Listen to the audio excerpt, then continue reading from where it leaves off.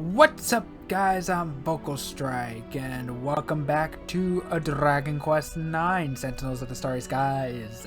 I am here with, once again, as always, Wakanetic. I hope this one jolts you awake, but this should be quite the shocking episode. And I believe, last time, we did escape prison and bound old Fat Guts. We also returned the figs back to our boss. No, we didn't. I could have sworn that we did. Aquila did. Oh, that's right. Sorry, it's been a while. So they didn't believe you when you told them Aquila betrayed you. The story so far. While reporting events to Opus Major, Mason learned that Aquila did in fact deliver the figs to the observatory. And it now seems that he may not have betrayed his former apprentice. Opus Major has told Mason that they must visit the realm of the Almighty. Yeah, right, but no one really knows what Aquila's actually doing or thinking. He's kind of doing his own thing for some unknown reason. I mean, I know. You played this game before, you don't count. Honestly, the bad part is the stuff I know you could have put together from context clues.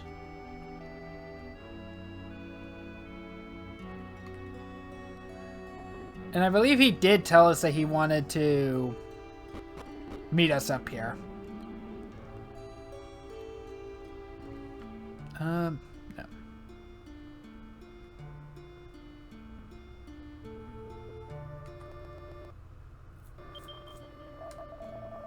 Opus Major's safety is in your hands, Mason. You must not allow yourself to relax for even one moment. So I'm guessing he's already on the train. Oh, no, he's right there. He just didn't spawn in. And I believe you did, Opus Major.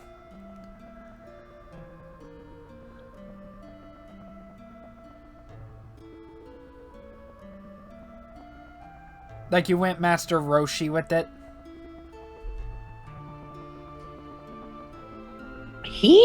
You're here, Mason. Good. Now let us journey to the realm of the Almighty aboard the celestial carriage.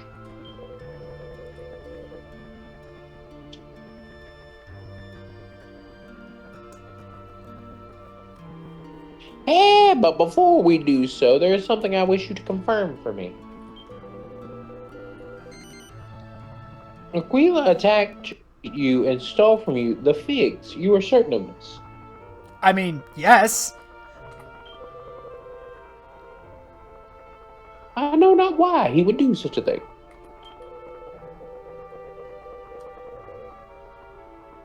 Yet when he gained possession of the sacred fruits, he delivered them faithfully to me. Such is not the action of Imperial pawn. Whatever his motives, I know that his intentions are good. Trust in him as I trust in you.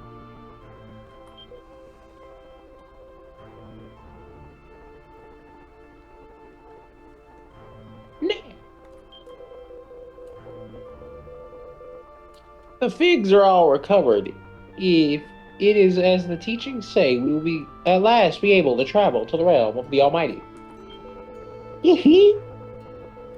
Should we be able to gain an audience with the Almighty, I must beg for the deliverance of our world from the evil that besets it.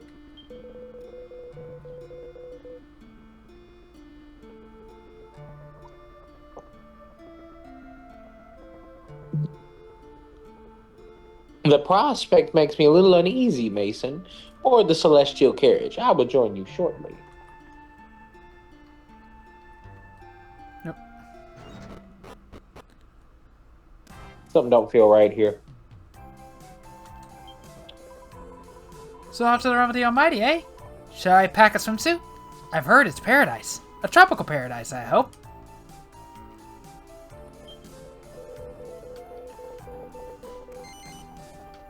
What's up, Mason?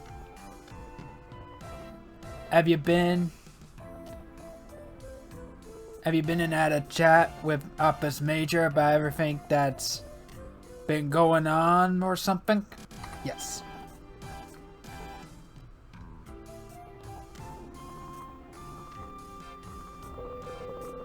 What's that? The realm of the Almighty? To deliver the figs? Sure thing, Mason. I'll get on it.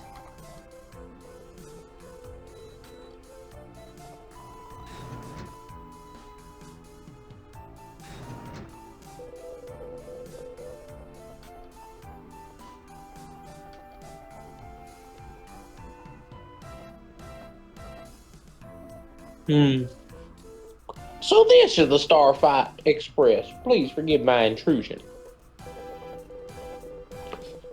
It is bathed in the same golden glow that envelops the flute of the great world tree. This is truly a creation of the Almighty. Who's this old futtery-duttery, Mason?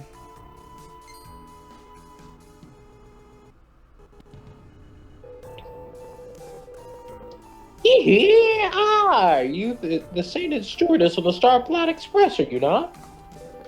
Of course, he immediately ran at the woman when I voice him like Roshi. Like I said, perverted old man. All anime has them. I am Opus Major, keeper of the observatory. It is an honor, and this is... Sterling's the name, sir. Captain and Chief Engineer of the Starflight Express and one of Mason's closest comrades. Excellent, excellent, excellent. Well, Captain Sterling, I have a favor to ask you. I'm going to need some magazines from the back.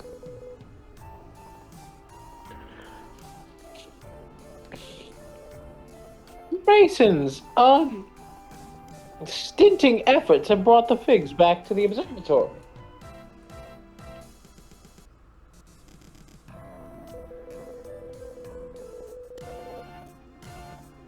Now the prophecy must be fulfilled. You must deliver us to the realm of the Almighty aboard the celestial carriage. I so wish Sterling would say, I must do nothing. Well, sir, the Almighty did once tell me something. When them figs have finally bloomed, you bring them Celestians up here to the realm of the Almighty.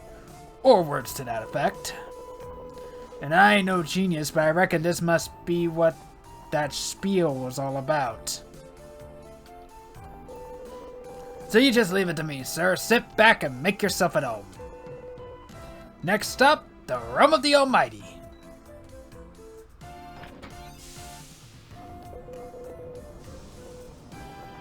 My goodness, the Starfight Express. It's...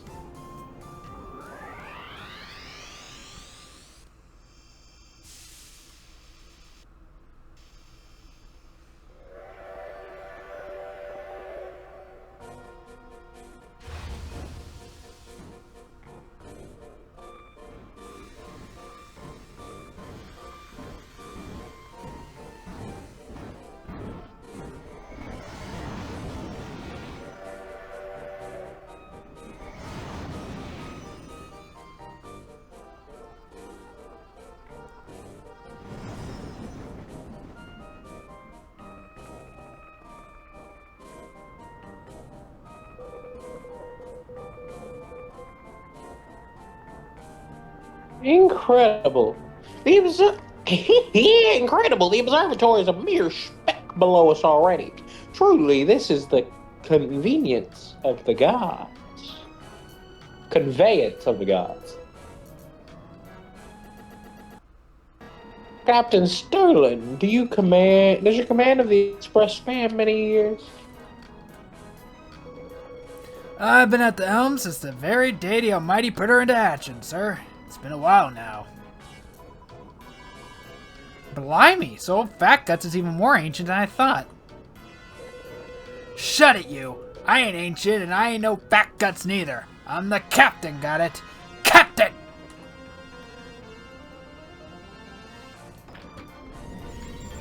You know, sooner or later that mouth is gonna get her fired. Nah.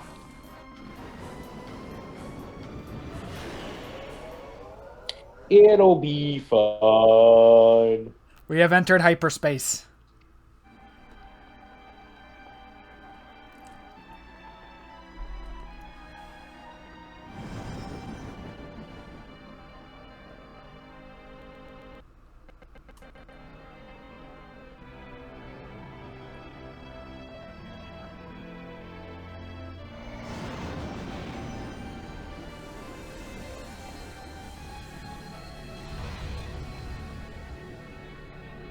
I was recording a video of a game to upload onto the channel the other day, but it wound up not happening. Oh no, what happened? 2 hours into the recording, the game crashed, and I had not saved yet. Oh no, so you might as well start that over. Yeah. Ladies and gentlemen, now arriving at the realm of the Almighty. All change.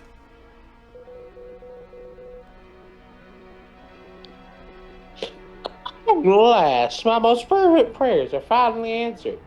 Now I can see a fairy in a bikini. Follow me, sir. Oh wait, no, that. Yeah, no, that is Sterling. I'm starting to get Sterling's and Stella's names mixed up now. I suppose we should tag along too, eh, Mason? Don't want to be left behind like a pair of melons, do we?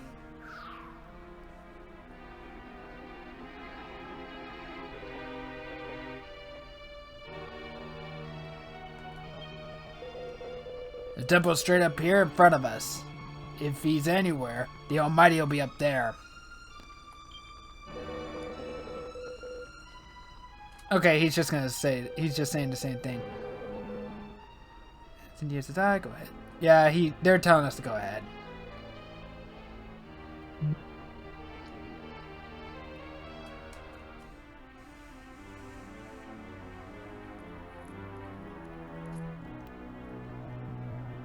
The gates are shut tight. Mason reads the words inscribed on them. Only the pure shall pass.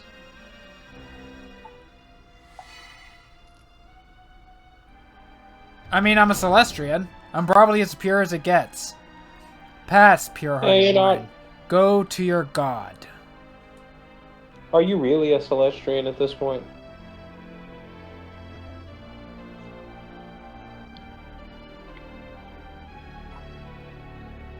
I'm guessing this is not the way to go, so we're exploring. And we're gonna loot this place for all it's worth. White Knight's Shield.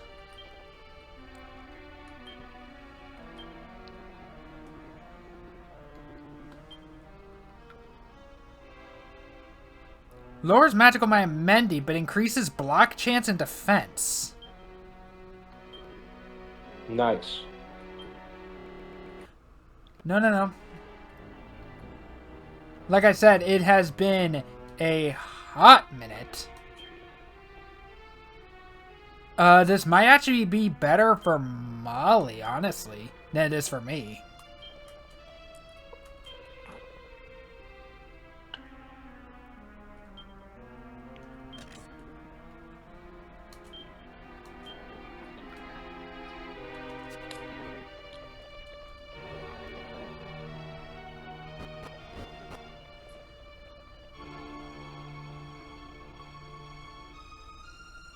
You know, despite this being a paradise, the music does not really feel like it's a paradise.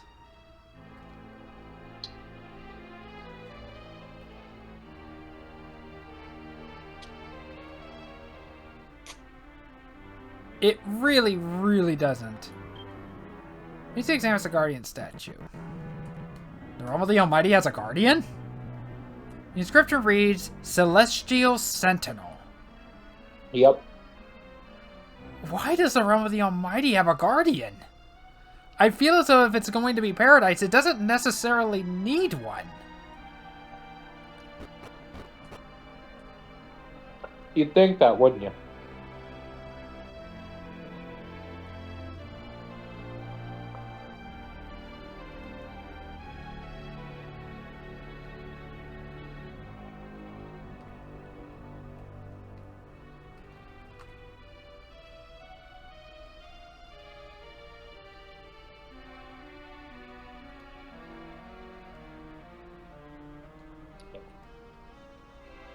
Give me that loot. No. Mighty Armlet. That's some good stuff right there. I'm guessing all the loot here is going to be some type of equipment. It says armlet, but is that actually arms or no? It's an accessory. It's an accessory. Increases attack but lowers defense. An accessory that accentuates attack power when worn. It doesn't actually lower defense, it's just your current piece of gear raises defense. That's going on Katie. 100% going on Katie. Yeah, it's just a better strength ring.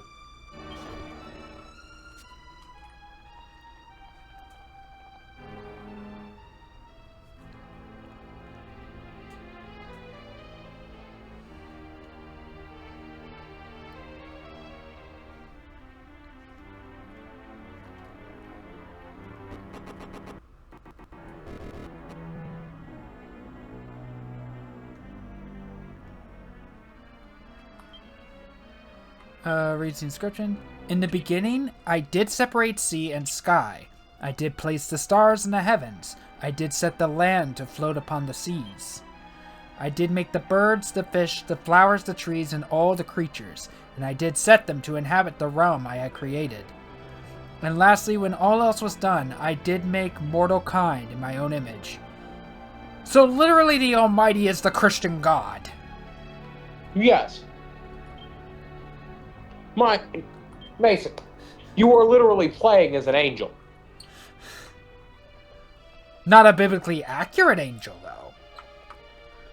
You realize that there are angels that are biblically described as just dudes with wings, right? I honestly haven't read the Bible in years. What people refer to as a biblically accurate angel is just a specific subset of angel. Yea, a god must watch over all his children. He must stand sentinel over the righteous and the pure of heart. He must deliver them from evil. He must deliver them from sin and the doers of sin. And verily the sinful must be eradicated. I think that might be a little bit more extreme than what the Bible teaches. Do you know what the Bible says the wages of sin is? Don't they say like it's death or something? The wages of sin is death. Also, Romans chapter 3, verse 23, for all have sinned and fallen short of the glory of God. But at the same time, we have John chapter 3, verse 16. For God so loved the world that he gave his only begotten Son, that whosoever believes in him should not perish but have everlasting life. The following verses proceed to go on to tell us that Jesus did not come to condemn the world for their actions, but to give them a chance. The whole point of Jesus and the sacrifices of the Old Testament is to have something wash away essentially the stain that sin causes on somebody's soul. Now, before that, the Jews specifically sacrificing animals, because in doing so, the animals essentially the blood washed away the sin. But since it wasn't something permanent, and there was no way for someone to be born without sin, because, to make a long story short, every human was cursed because Adam screwed up, and specifically it is worded as sin is passed from father to child. So you get down, generations pass. The whole Old Testament is giving you the history of the Jews while also giving you the lineage of Jesus and letting you understand what's going on. Then you get to the New Testament. Then you have Jesus, who was a virgin birth, meaning since he was not born from a father, since his father was gone, he did not have sin in him when he was born. So he was able to, by living a life without sinning, be a perfect sacrifice in death, allowing him to cover for the sins of everyone that accepts salvation.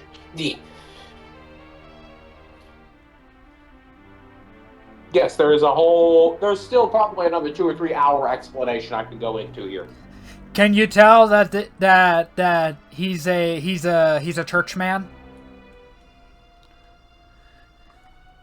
I honestly can't remember if you said before, but I know you said you're not a preacher, you're not a pastor. No, I've said I'm not a priest. I am a preacher and I am a pastor. Oh, gotcha. Do not call me a priest. I will get mad at you. Aren't they the same thing, though? Just different names? Not even freaking close. First off, priests are in particular a Catholic thing. Do not associate me with that cult. Second off, and this is very important, a preacher and or a pastor's job is to teach people the word of God and to help them if they are in need. A priest runs a church, and with how the Catholic Church handles things, is the only way for their flock to receive the word of God, according to them. Because of the way the Catholic Church handles things, read the Bible if you are not a priest. That's why they got so mad when King James had the Bible translated into English from Latin. Also, another very significant issue with priests, the existence of confessionals. There is nowhere in the Bible that you will find a justification for having to go to somebody else other than God or other than Jesus to confess your sins to have them be absolved.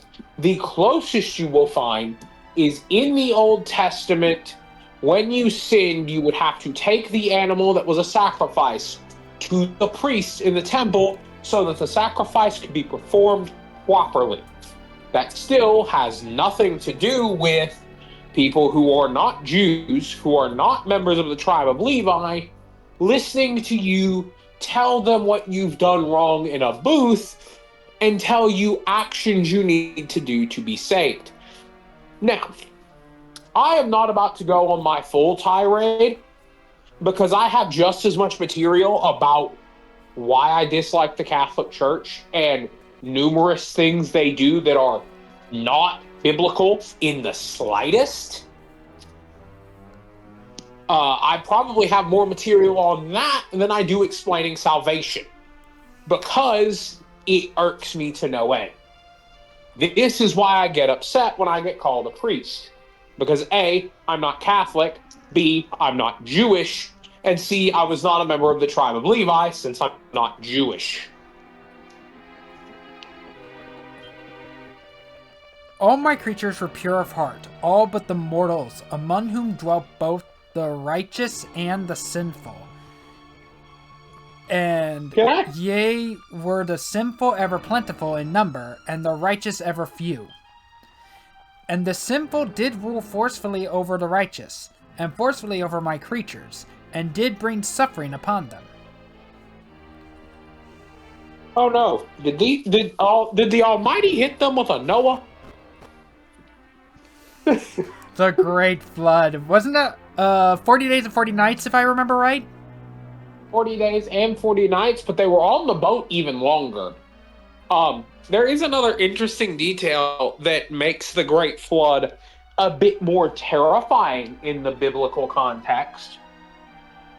If you go based off of what is said in the Bible, that is the first time it ever rained. Before that, it had never rained on the earth. Therefore, that's part of why nobody believed Noah when he tried to warn them and called him crazy. Because they'd never seen water fall from the sky. And then the first time it rained, it did it for 40 days and 40 nights. And flooded the entire planet. Yep. You want to know what's really funny? That is one biblical story we can confirm a great flood happened, both scientifically and historically. First off, through scientific study of geology, it has been proven that through like studying deep layers of rock and sandstone, as well as studying trees, weirdly enough, more accurately, petrified trees, they have found proof that there was a great flood that washed over the entire planet. It's they found it all over the world. Also, if you want to go based off of more sociological or societal studies, there is not a single mythos in this world that does not have a story of a great flood. Every single mythos does. Greek, Roman, Egyptian, Japanese, all of it has a story of a great flood where the entire world was flooded and only a man and his wife survived.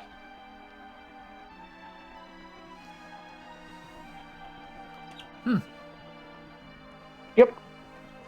Really, the biggest difference between those varying stories is some versions, it is just a man and his wife, such as the story of Greek mythos, and other versions, it's a man and his family, like the story from the Bible.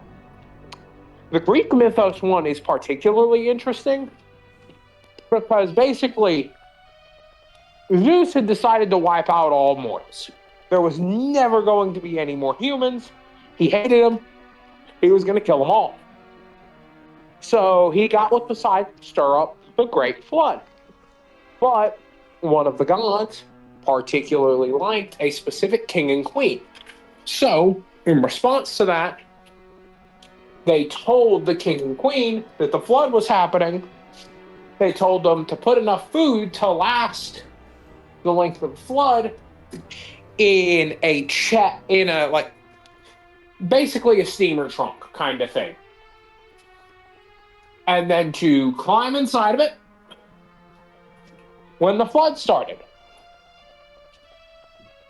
And then once the flood had flooded and it had stopped raining, they got out and basically just rode that steamer trunk until the rain or the water went down.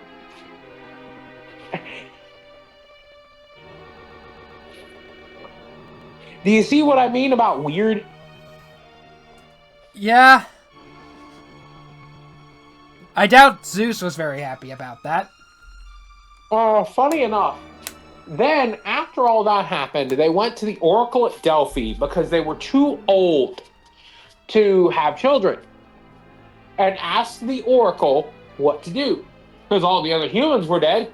We're too old to have kids. What are we supposed to do for, there to be more humans on Earth?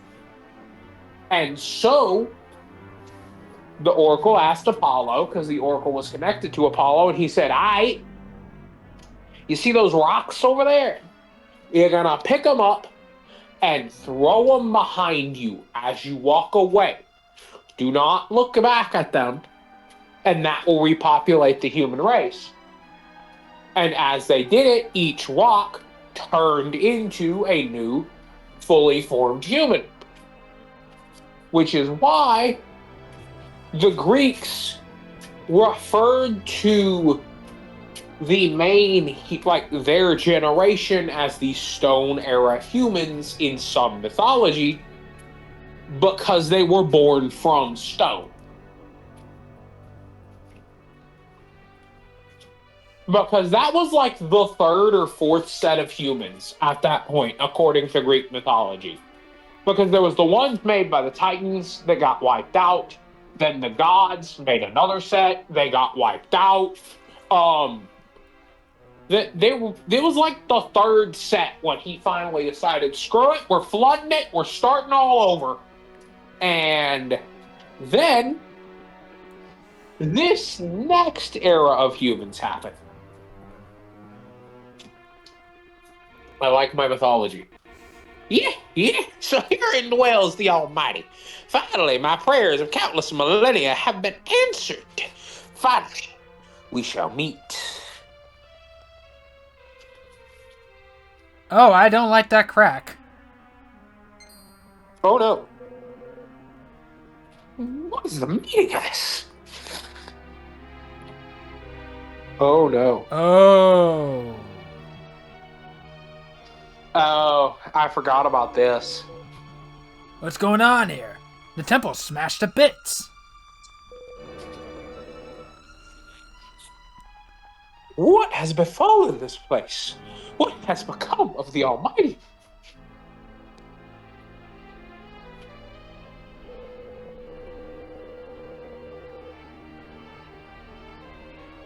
This rupture, it cannot be.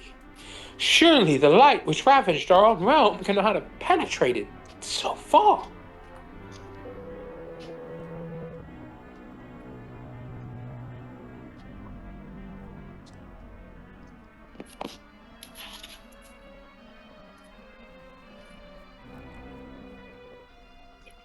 O Almighty One, heed my call. Where art thou? Hast thou forsaken us?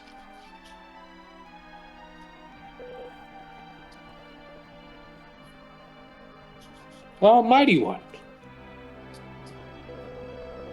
I think thou hast been forsaken. What has become of him? Why does he not heed my call? I think thou hast been forsaken.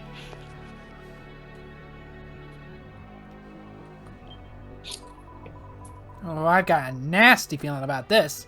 We should never ever have come to this flapping place.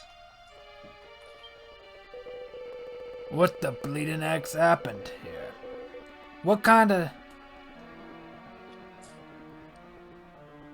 Toe-ragged do a thing like this. toe-ragged? Yep. Anyhow, we'd best head inside and see if the Almighty's in there. Okay, we know where to go. But first, loot. Where's the loot? My man said, God might be dead, but I will get that loot.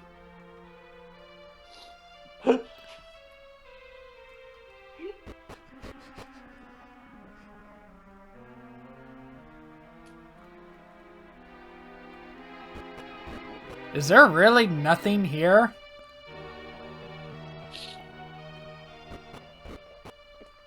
I'm sorry, I feel like that's a fitting punishment for trying to loot when God might be dead. Cheapskate God. Keep it to me! To be fair, it's funny though.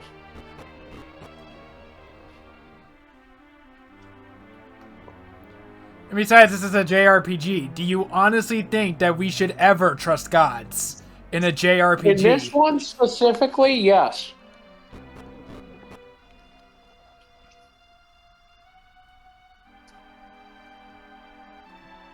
Yeah, but you also kind of get where I'm coming from.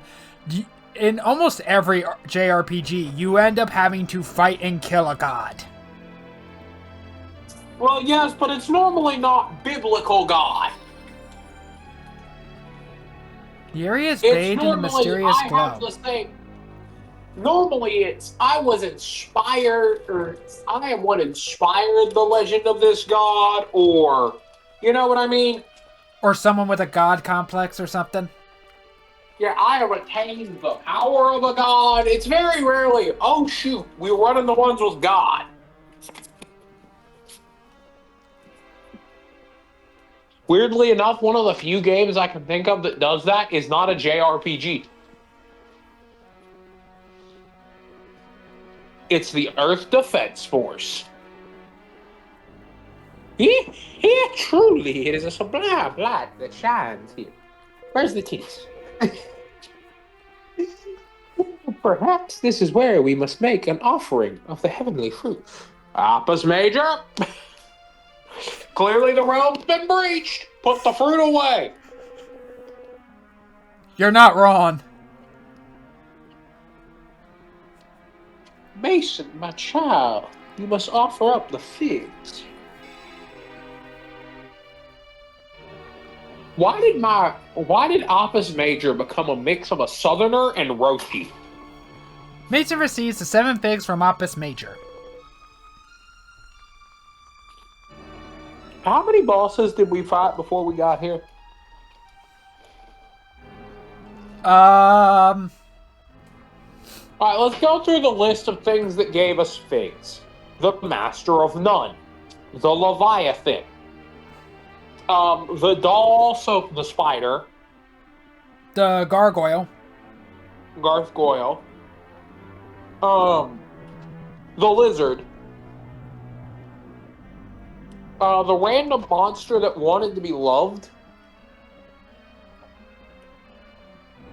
Am I missing any?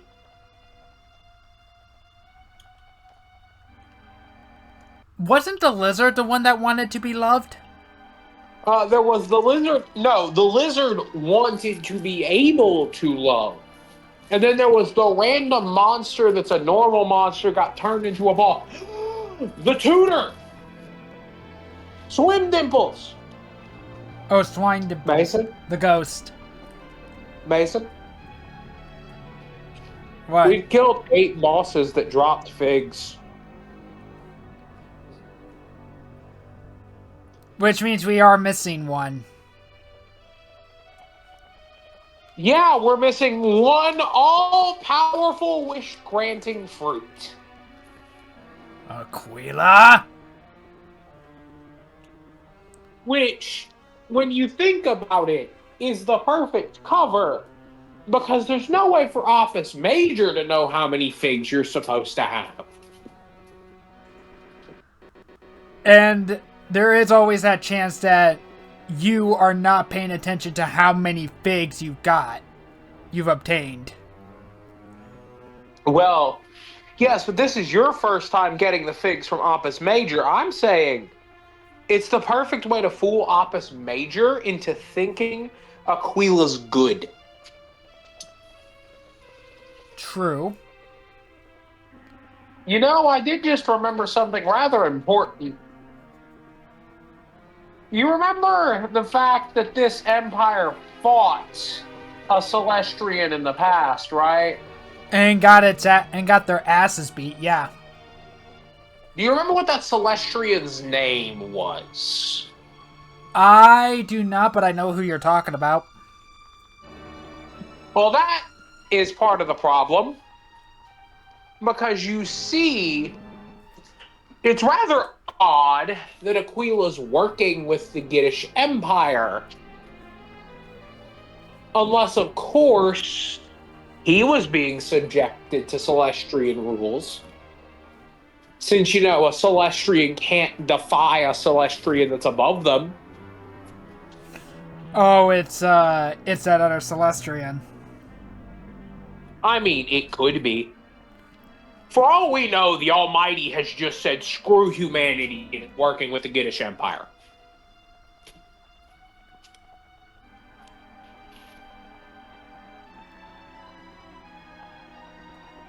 Speaking of which, Opus Major is up. I know, give me a moment, I'm making one. Well, sorry, I'm making second lunch. I had lunch already, but I'm still hungry. Bear?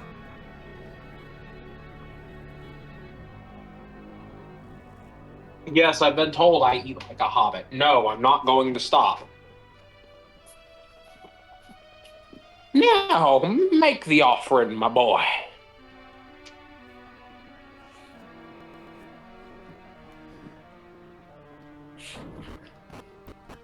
What's down here? Mason. Stop trying to loot the holy temple.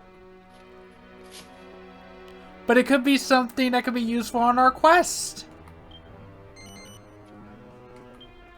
I like how you get to the Temple of God and assume the quest is going to keep going.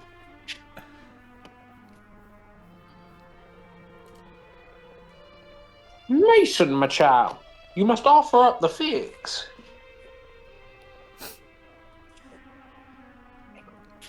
I mean, you're right, but still. Man said, nah, God's not going to be enough to help us here. Maces makes an offering of the figs.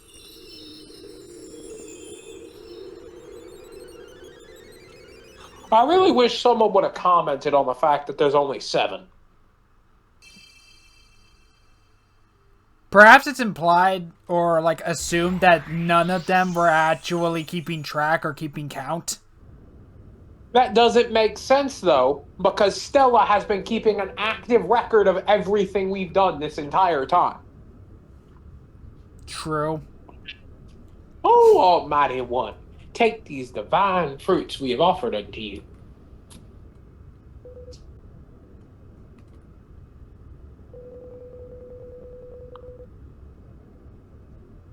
We offer up the figs and still nothing. Still our call is not heeded. What can this mean? A mysterious voice resounds through the air. I got this. Mason, Celestrian and Guardian, and Opus, Keeper of the Observatory, canst thou hear my voice? Yeah, is that the voice of the Almighty? Alas, I am not the one whom you Celestrians call Almighty. Benevolence born of pure mortal hearts caused figs to bloom on Yggdrasil's brows, and the Celestrian Express find this realm.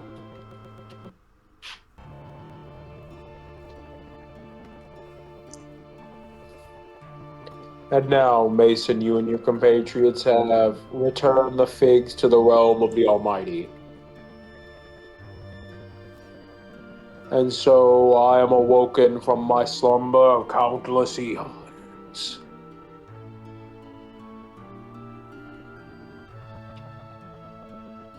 Now return unto me, my Celestrian children. Don't do it.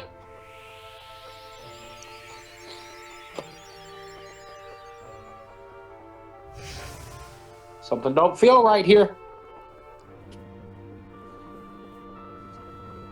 Could it be the Sentinel that we've heard about? No. What? Eh? Huh? Are we back at the observatory? What? What is the light that bathes mighty Yggdrasil? I don't know why I went full-blown preacher there for a second, but...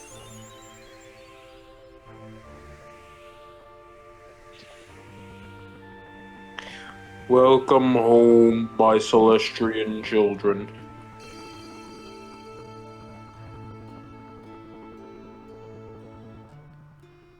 Oh no.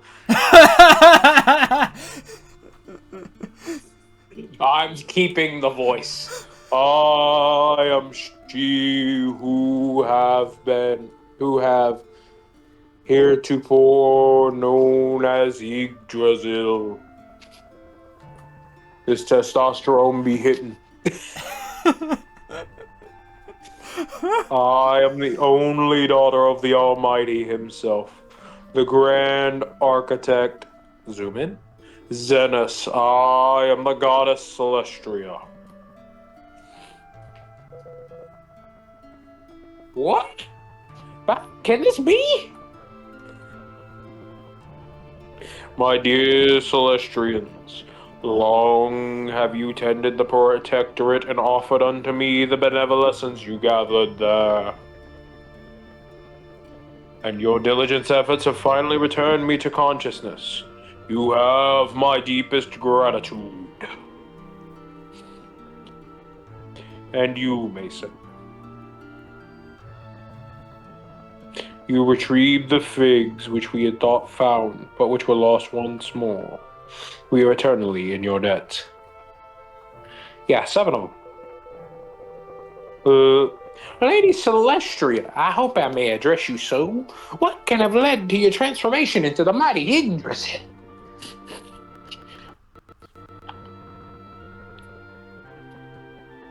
I did so to protect the mortals and their realm.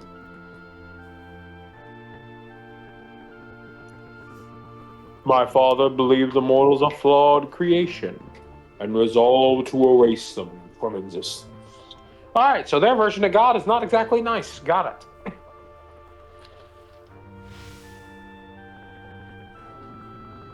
Imagine meeting God and finding out, yeah, I tried to wipe all you idiots out.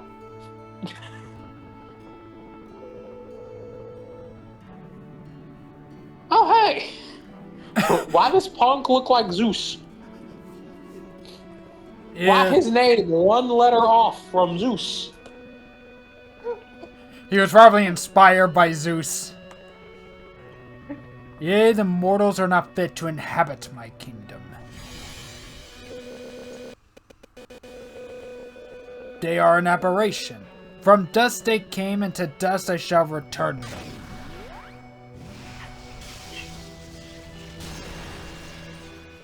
Oh, hey, we saw this before. I think this is Celestria. I beg of you, stay your hand.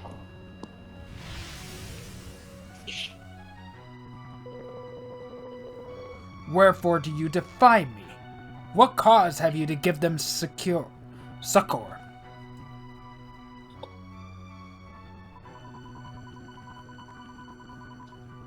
Father, I have faith in the mortals. You must not lay waste to their realm, I beg of thee. You dare question my will. You dare obstruct my purpose.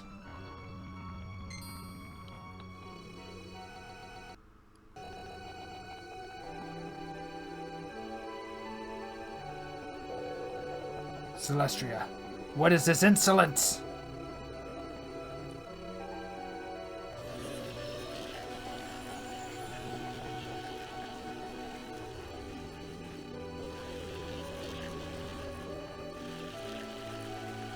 Oh, she caused the destruction to stop him. Nope. If it be the only way to save mortal kind, I shall take on this form. I shall become Yggdrasil, the world tree.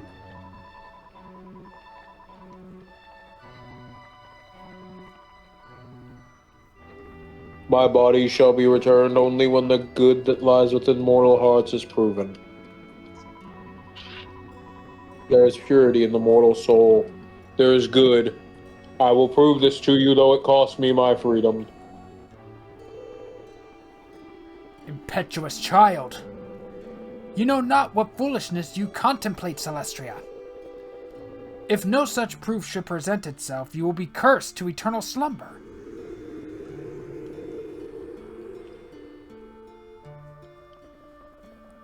So now he can't touch the mortals without killing her. My child, what have you done? So be it. Your rations have stayed my hand. The mortals shall live. Let there be beings to serve your purpose. Let these beings stand ever vigilant over mortal kind, awaiting proof of the purity within. But know this, Celestria, the day of your awakening may never come. But also because she did, I assume he can't destroy mortals anymore without condemning her forever now. Yep.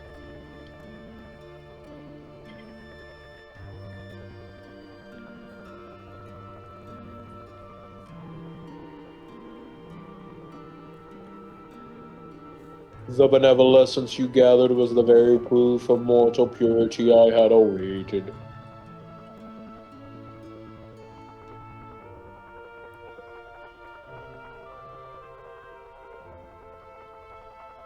I assumed the form of Yggdrasil to persuade my father of the goodness within a mortal heart.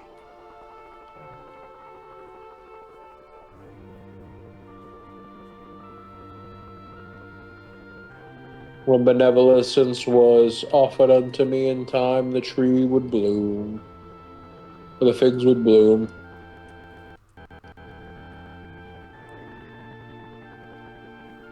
And when the figs were delivered to the realm of the Almighty, I would awaken once more.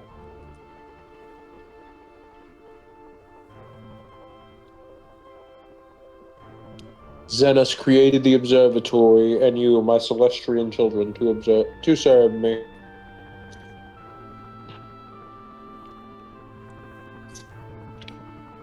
To watch over the mortals, to get their benevolence and offer unto me. They gather the figs that will one day bloom, and by their power, to awaken me from my slumber.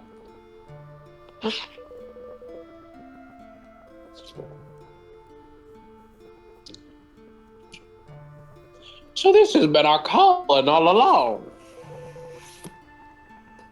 But one of the Almighty himself.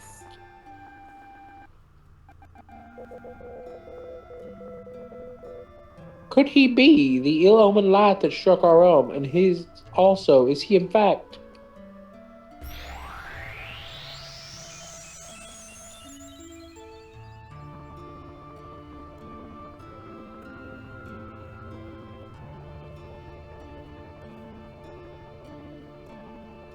Fear not, had my father ceased to be, I too would have passed on to another realm, and this world would have ceased to exist. Oh, well, that's good to know.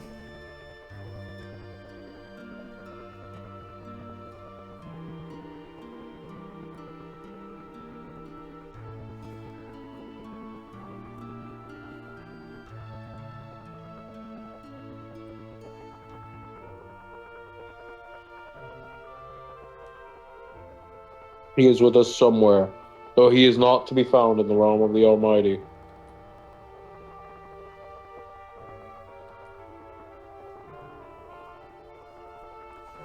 My celestial children, there is something I must convey to you.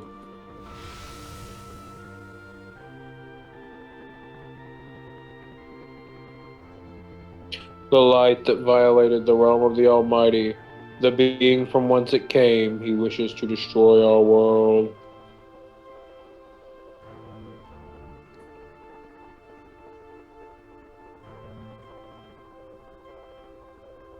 It is he who brought the Empire back from the forgotten realms that reaches of time.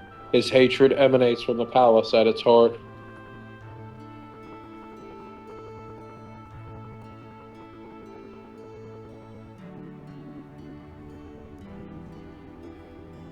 Mason, Celestian, and Guardian.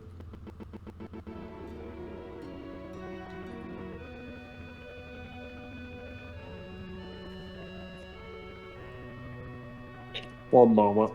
Mm-hmm.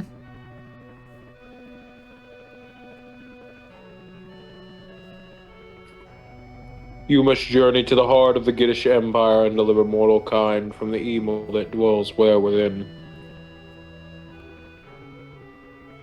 I shall open up the way before you.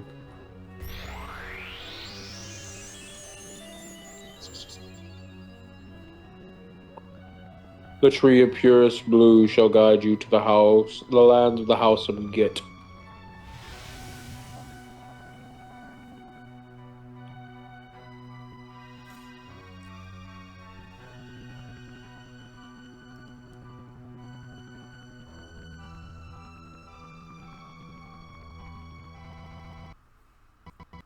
When the evil that lies in the heart of that house is guaranteed, or his land is quenched, war will be safe once more.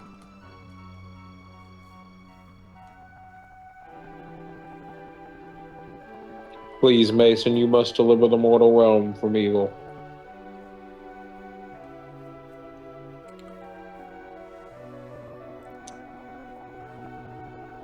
That sure was a lot of yapping. Yeah. And it's an order from the boss, so we can't exactly say no. Yeah, you'd hate to disappoint the lady. Flap and flip! Well, who would have thought it? I'm all of a flutter after that. Seems like everyone's accounting on us, eh? Well, we can't go cooking the books then. You'll have to get to work.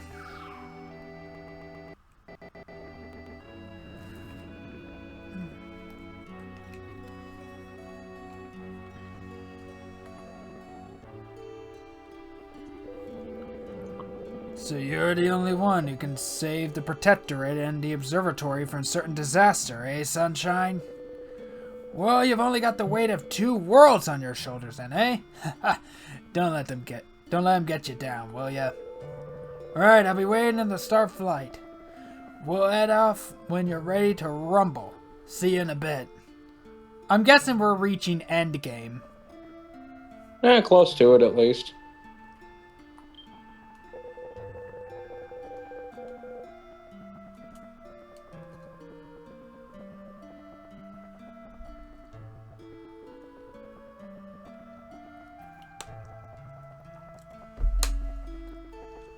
So even the Celestrians did not know the whole story. Correct. Such tragedy, such malevolence, that the goddess Celestius was sacrificed from mortal kind.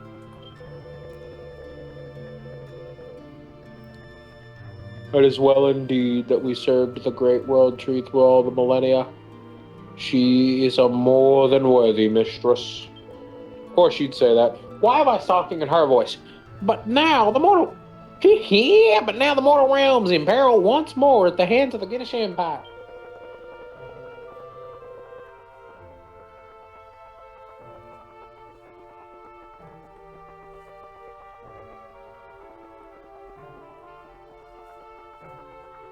Only you were able to save them. You must go to Gittingham Palace and extinguish the threat at its source.